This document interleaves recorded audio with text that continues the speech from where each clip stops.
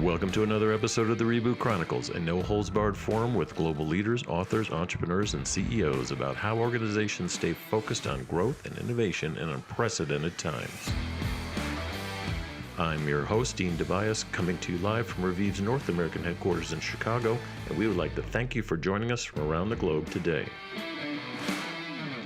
I'd like to welcome Steve Rader from NASA's Center of Excellence in Collaborative Innovation.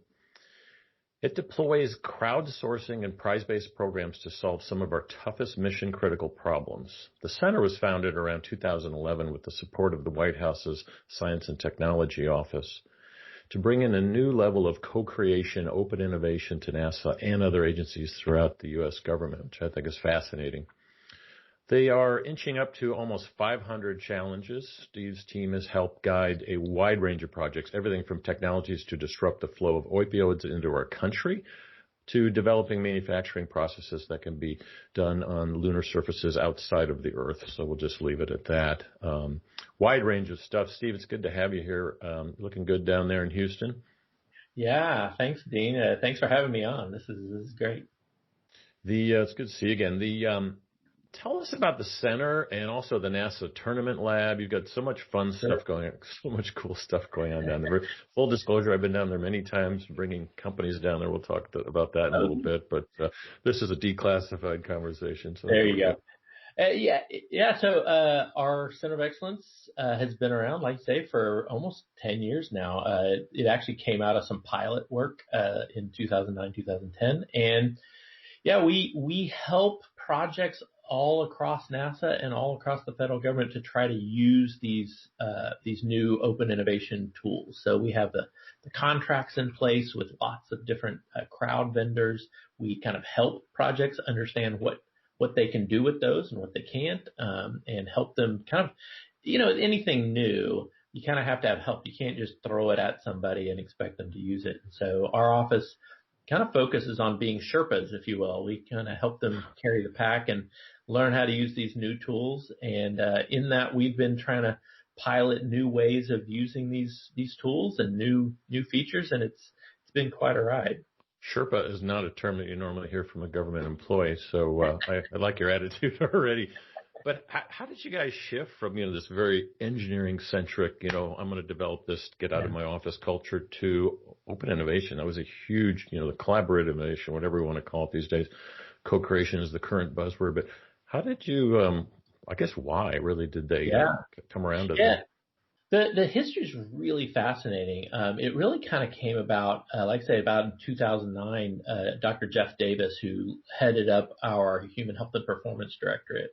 So all of the astronaut science, all the kind of what's happening with the human body research in space. And they got a big budget cut. And suddenly they were looking at how do we do all of this R&D with, literally 60% of our budget that we had from the previous year.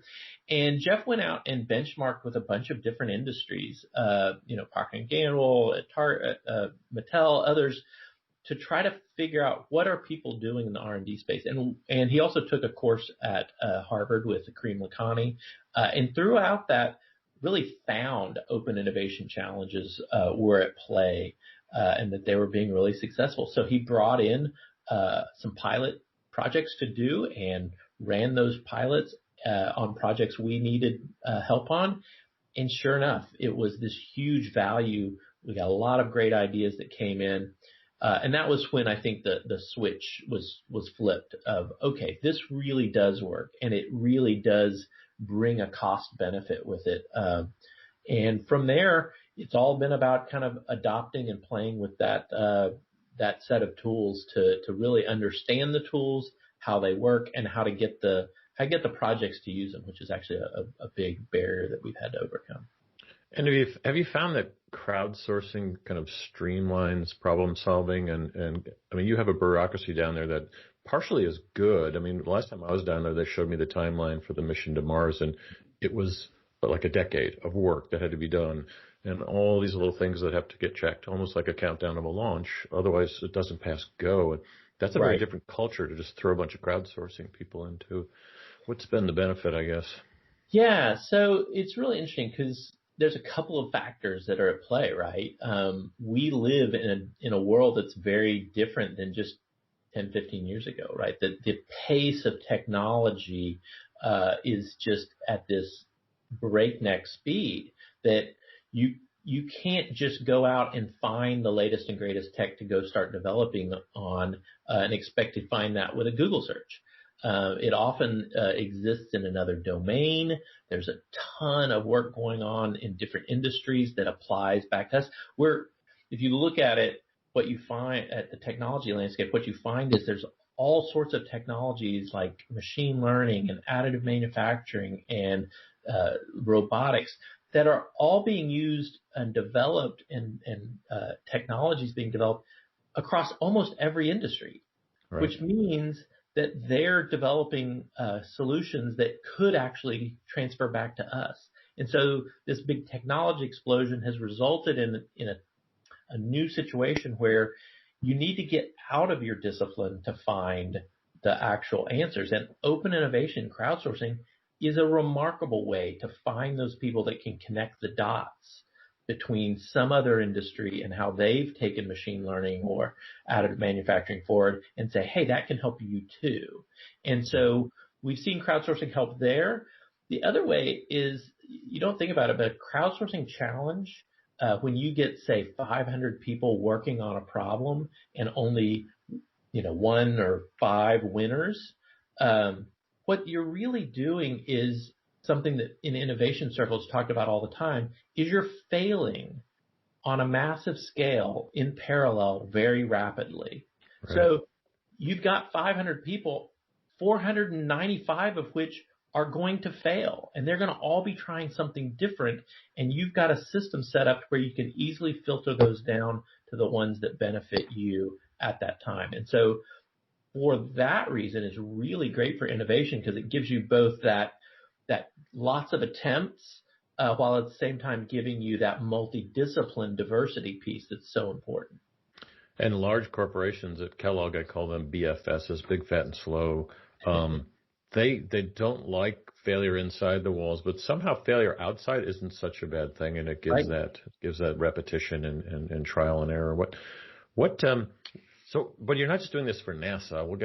I'll ask you about some of your favorite projects in a bit, but you're doing it for other agencies. That seems a little overwhelming. I mean, I'm an advisor to the NSF. We're working with Oak Ridge Labs through one of our companies, and I've done work with DHS. That just one of those is overwhelming to a group. Why are you actually helping other groups?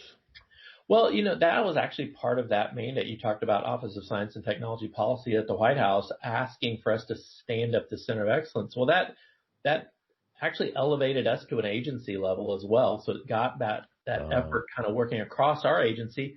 And then the thing that we were kind of tasked with doing is and help other agencies kind of along. And so the first thing we did was made our contracts accessible through interagency agreement, because procurement is the big barrier in government. It takes almost a year to get somebody on contract a lot of times. And so who's going to try out, say, Topcoder to build some code if they've never used crowdsourcing? Would you ever go to that trouble of a 9-month or a 12-month procurement? And so we have that ready for them. And it's really been working with GSA, and there's a government prizes and challenges community practice, and we've kind of worked with them. And honestly, it's been really word of mouth, where different agencies basically get referred to us as a possible way to try this stuff out. We meet with them, we counsel with them. We've probably met with over 30 different agencies and had discussions and consultations. And then we've actually done, I think, challenges of at least 15 different agencies. You've kind of run it for them, but then you kind of stand them up and it's almost like train the trainer, get them going on their own. Exactly. What we're doing is helping them understand how to frame the problem. Yep. We're doing a matchmaking through our multi-vendor contract, where we get them with one of these crowds, and then we set them off to work with them. One of the things that we focus on in our CoECI, and the reason we created the public brand, the NASA Tournament Lab, which you mentioned earlier, that's kind of what we're called in the public, right? The reason we did that was we wanted to access not just crowds. Like, we didn't want to just run challenges direct to the public. We wanted to leverage these curated communities, these communities of passion like Topcoder and Innocentive and Nine Sigma and, Tongle. These are communities where they pull people together that really have a passion about something. They've developed that passion and then created a way to productize the results of what that team can do. Right. But they've also gotten really good in these curated crowds at executing challenges. And so our whole concept was, let's not reinvent all that and try to create our own crowd and our own process and have to recruit people out of the public. Let's use these curated crowds, which most of them are available for anyone to join for free. So they're still open to the public, but then use their expertise to run challenges. And they're fascinating. Each one has a different way.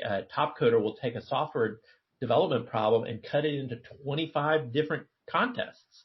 Yeah, which is which is kind of the DNA of good outsourced kind of crowdsourced stuff. Those of you that don't know all those names you just rattled off, those are like 3 of 40 platforms that he works with, curating anywhere from 100 to 110 million people that are on these platforms. And any of you that are listening could get on them as well. But you mentioned something, well, you just mentioned a lot, actually. We have a group called Government Prizes and Programs, I think it was.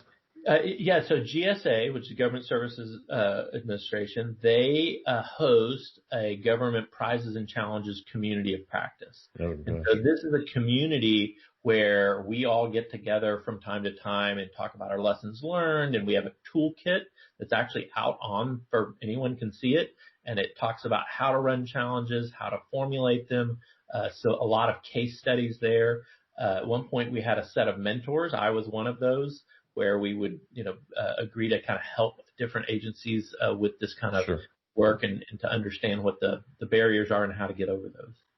Yeah, and with the NSA, we're like giving out $1 million grants to all types of teams that are, very well curated, mostly academia. But no, I just thought it was funny. We had a group called Government Prizes because there's all types of double entendres in there. I'll stay away from the political scene here. But the real buzzword you just hit on was failure. Most companies that are listening in, they still, after all the books and all the speeches, they still don't know how to deal with failure well. And crowdsourcing can allow you to do that at a certain level. I'm reminded, I have brought a few companies down to the Johnson Space Center through my program called Dancing with Startups. Exelon's been down there. Whirlpool was one that I remember that I'm actually allowed to talk about now years later. So we went down there and met with your scientists and your program directors about how do you come up with a waterless system to do laundry, because you were struggling with it, obviously, and they were struggling with it. The next generation of laundry going into third world countries, maybe we shouldn't use so much water or none at all. And we worked on it for maybe a year with them. I won't say what kind of technologies you were looking at, but is that a good example of we tried to get a crowdsource thing going on, but that was more collaboration. But I feel like that was almost an unsolvable challenge. Well, it's funny because that actually is one of our pilot challenges that we ran in 2010, and we learned a valuable lesson out of that. And that was complex system level problems are not great for crowdsourcing at this time. You can get some progress and you might luck into something, but if you think about it, crowds in general are individuals and not teams. And in order to attack a system problem, you have to have someone who knows the electronics and somebody knows the plumbing and somebody who knows the mechanics. And it's very hard to find one individual that can do all of that well. And so that was a big lesson learned. When we ran that challenge in 2010, we didn't get a lot of answers out of that challenge. And one of the pieces of feedback we got from Innocentive, the company that helped us, was, if you want a successful challenge, break it down. There's a great quote from Einstein that says, if you have an hour to solve a problem, he would use 55 minutes of that defining the problem and 5 minutes solving the problem. Exactly. And I think that's something we actually teach a lot in the innovation world is, don't jump into the solution space. Spend some time breaking that problem down and understanding it. And then what we find is challenges that are more atomic and more single discipline do much better. But we've had our fair share of failures in challenges. That's fascinating. So full system level solutions are probably not the best thing for crowdsource because you got to break it down. And that's just good advice for running your own company in the first place. So it sounds like the waterless laundry was an unsolved problem. Those of you listening in, there is a huge problem still to be solved there. So we'll tell you how to get in touch with Steve after this. What have been some of your favorite things that have been invented? I think you're almost up to 500 challenges now, that's a lot of activity. You've got a lot going on. There's so many cool things that have come out of challenges. One challenge we worked on a few years ago was the asteroid detection challenge. Asteroids are very small compared to planetary bodies. They don't reflect light very well. They're rotating. They're just really hard to see until they're right upon us. And I think in the news, people, they're surprised when they see that an asteroid is coming right next to us. Right. And some of them can be very dangerous. And so we at NASA have been trying to up our game on detection. And we ran a challenge around an algorithm improvement, a data science challenge that ran on Topcoder. And we were able to improve that algorithm that took a series of images and could detect where an asteroid, when there was an asteroid in those frames. And we improved that like 15% from the Catalina Sky Survey that was the baseline. But then we actually packaged that up, and this is kind of what makes it one of my favorites, is they packaged that up as a downloadable app that amateur astronomers who now have very sophisticated telescopes could use that software. So not only did we improve the algorithm's capability to find asteroids, the other part of that problem is looking at all pieces of the sky, and we increased our ability to look out into the heavens by utilizing amateur astronomers. Wow. So that's got a lot of, I really like that one. There's some consumer applications there. When I was going to ask you a different question, but you just triggered a different. So when I was down there a few times, it was almost like an open source platform saying, hey, we have some of the best technology and secrets in the world here, the ones that we're going to declassify and allow you to use them. We've gone down there on like shopping trips to figure out. There was even an incubator there for a while where people could, invent new products and services around there.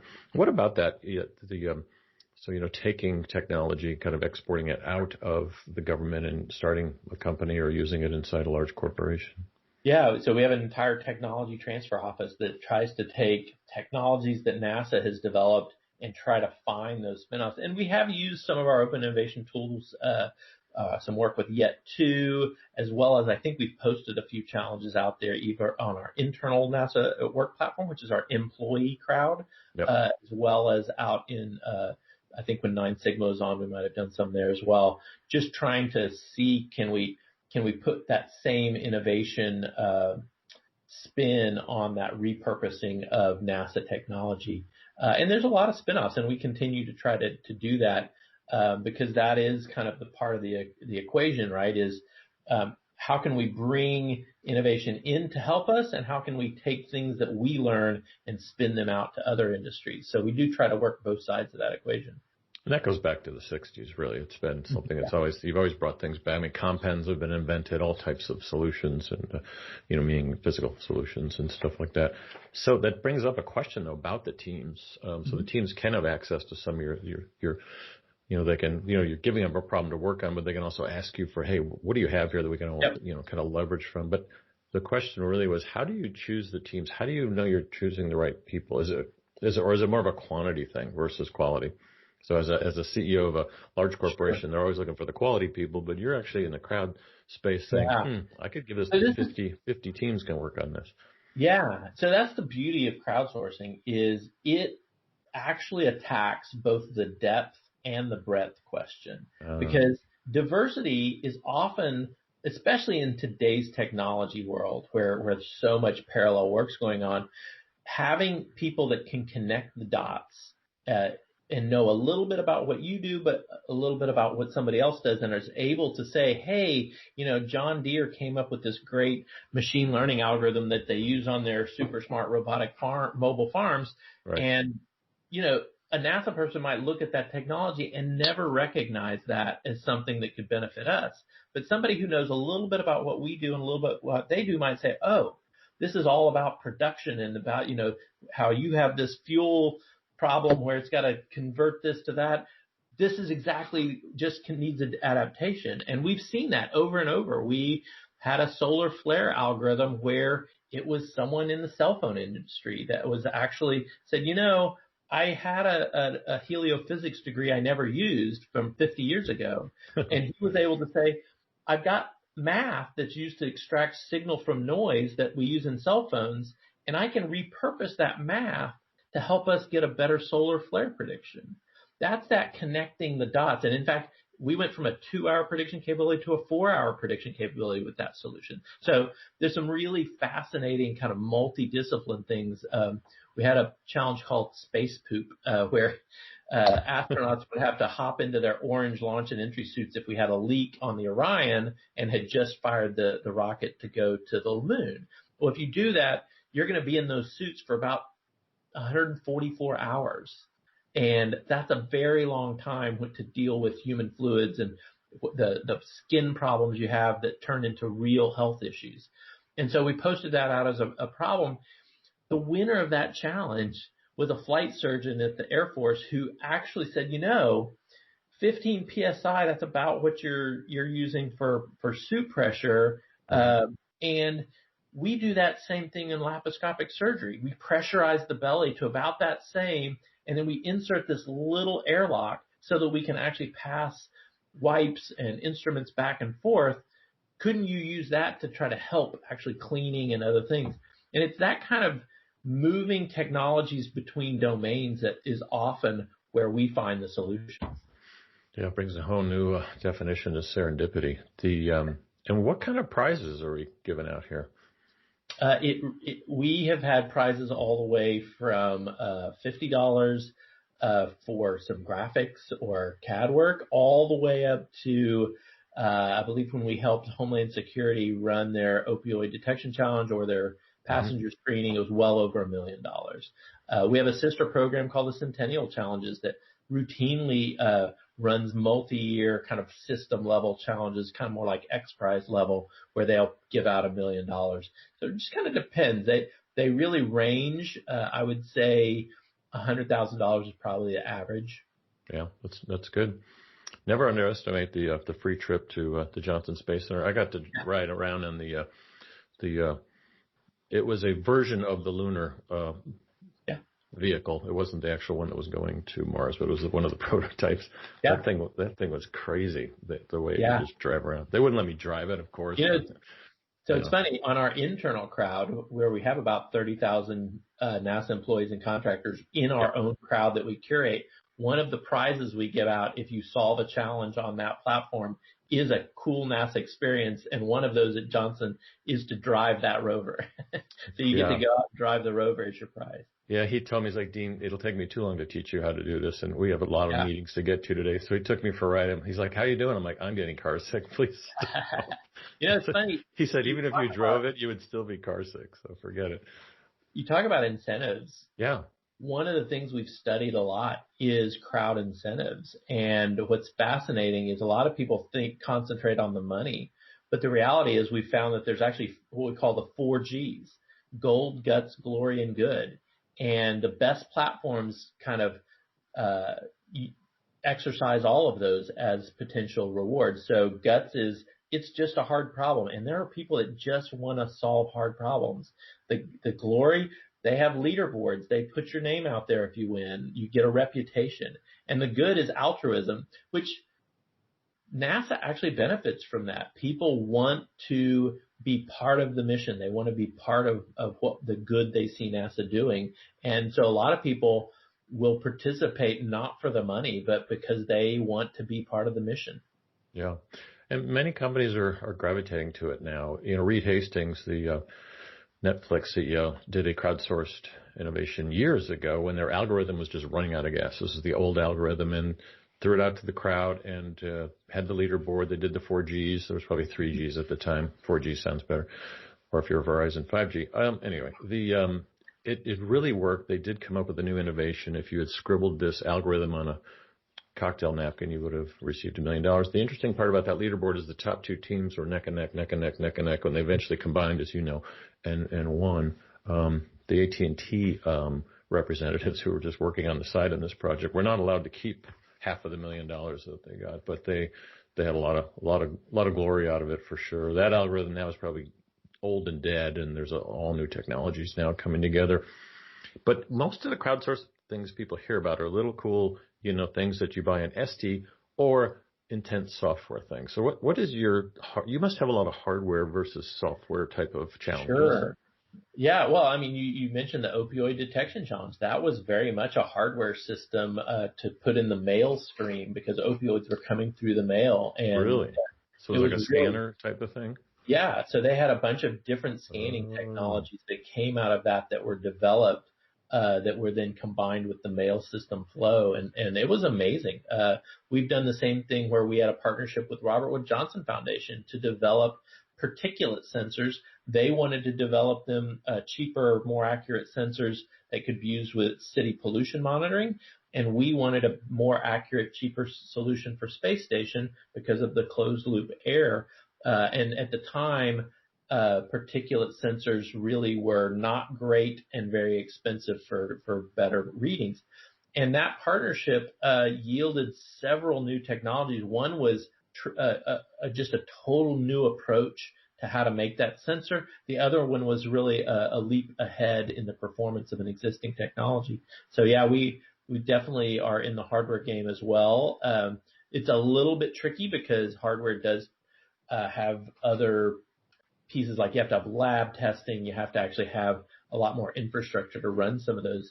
So we tend to, the easier thing to run, a little more less expensive, is the conceptual design, the kind of give us a white paper on this or prove to us in your design calculations why this is good. Right. Yeah, makes sense. I guess that's going to be a long question. Let's go with what's been the biggest challenge out of this process? I mean, you're working for one of the most bureaucratic organizations in the world. Though NASA, having been there a few times, has really changed. It's amazing how open it is, having gone through a lot of change over the last 2 decades. But what's been your challenge getting this thing, hitting on all cylinders, which it seems to be doing now? Well, I tell you, I still feel like we're just starting. Our biggest hurdle is adoption. Imagine for a second that you're a NASA employee. Why did you come to NASA? Well, you came to NASA to be an innovator. Right. And when you get here, what you find is, yes, you get to be an innovator, but like with all engineering, the opportunity for that is pretty small compared to, actually doing some of the testing or, things that don't fit into that innovation category. So if somebody came to you and said, hey, we have this new way for you to do innovation, and it's basically, we want to outsource that, then your attitude is going to be like, wait a second, I'm the innovator. You hired me to be the innovator, and now you're wanting to take the most fun part of my job and hand it out to the public. That's crazy. And initially, our messaging was, look at what this solver did, and we would tell, the winners of this pilot challenge, look who they are and what they did. Sure. And what we found was our messaging was wrong. Our messaging really needed to be something more like, we need to help you as NASA innovators find the best starting point for your innovation. We need to equip you with the latest and greatest technology, the best ideas, everything else. So instead of saying we're replacing you, we said, look, you at NASA have to do the hard work of actually meeting all the requirements and fitting this in. But you would never start a project with a 10-year-old version of Excel and a 5-year-old computer, right? That would be crazy, right? And you would never try to make the latest and greatest car by going and getting a Model T engine. That's crazy. And yet what we're telling them is, look, the world is changing at such a fast pace. You can't Google the latest and greatest tech.